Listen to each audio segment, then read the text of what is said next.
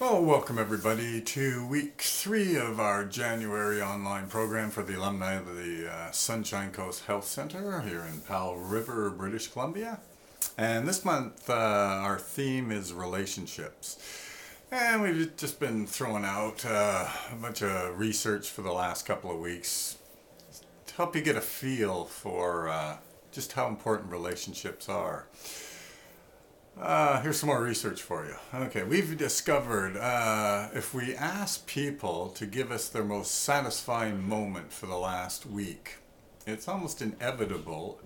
It'll have to do with something like and a relationship improved, or they felt this great connection with somebody, something along that line, something to do with relationships. And on the other hand, if we ask people to tell us their worst moment in the last week, it's almost inevitable it'll be something to do with a difficulty in a relationship. Everything about relationships, it's amazing. And it's no surprise, for example, the popularity of Facebook, or I think this new thing is called Twitter or something. But these are unbelievably popular, and it makes sense because they're satisfying this human yearning to connect with other people, and even if it's only over a computer.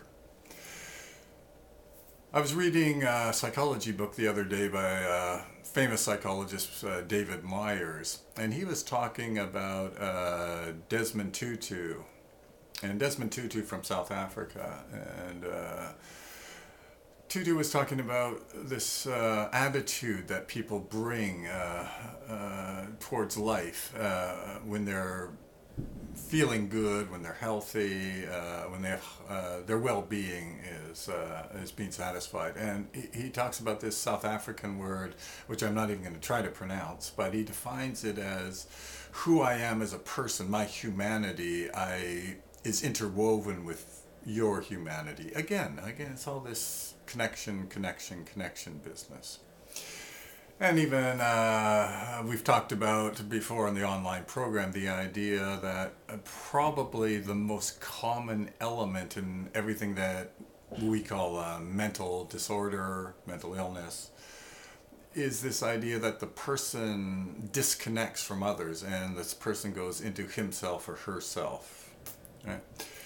And it doesn't really matter what the disorder is, whether it's depression or schizophrenia or anything. This seems to be the common element. The person just goes into himself and disconnects from people around him, from the outside world. So all of these features should give you some sense of how fundamentally important connection is for well-being, to get rid of stress and all that.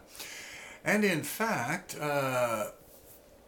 sometimes the alumni have slips, and very often we get phone calls, and it is absolutely amazing. Like, it's almost like clockwork when we ask them, well, what happened? Inevitably, it'll have something to do with a struggle in a relationship or a lack of a relationship. Almost always, the fellows tell us that they ran into a problem, for example, ran into a marital problem. Or maybe they just were sitting on the couch and not doing anything, and we hear that one all the time. Oh yeah, I had my plan, but I never followed it. Yeah, I know I should go to maybe a AA program, but yeah, for some reason I'm just not going there, right? Again, the connection either has never been made or has been broken along the lines, and this really is a danger for relapse. And this is why we keep encouraging you. Like, get out there, get a support group, right? Keep hooking in constantly, right? This is so fundamental for recovery, because what in fact you're doing is you're satisfying this natural human yearning to connect with other people. It alleviates depression, gets you outside of yourself, what we talked about a couple of weeks ago, that it is through other people that we discover who we are as individuals. So it's got so many benefits to recovery.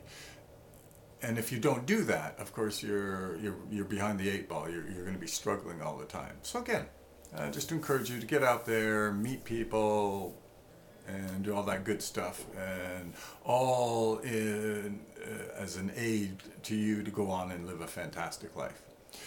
Anyway, well, that's this week. And as always, we got the online program, the written portion. If you want to read it and fill it out, do that. That'd be great. And we'll see you next week.